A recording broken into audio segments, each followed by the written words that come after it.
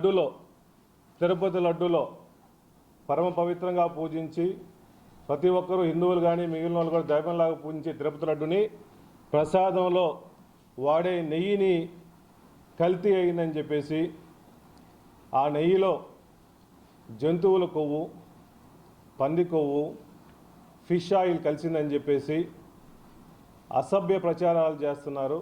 దాన్ని పూర్తిగా ఖండిస్తున్నాము. దీనికి నిజాలు ఏమిటంటే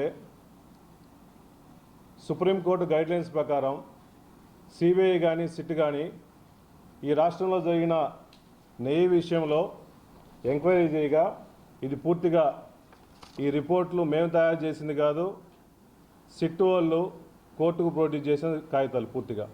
అది నేను ప్రింట్ తీసుకొని టీడీటీ 2022లో 3/8/2022లో ఆ రోజు గవర్నమెంట్ మా ప్రీతమ నాయకులు వైఎస్ జగన్మోహన్ గారి గవర్నమెంట్లో శాంపుల్ కలెక్ట్ చేసి ఆ శాంపుల్ మైసూర్ టెస్ట్కు పంపిస్తే ఆ శాంపుల్లో 4 శాంపుల్స్లో వచ్చింది ఏంటంటే beta sitosterol positive, the ghee supplements by Bolebaba organic dairy milk product plus Vaishnavi dairy specialist private limited plus premier agri foods private limited found adulterated.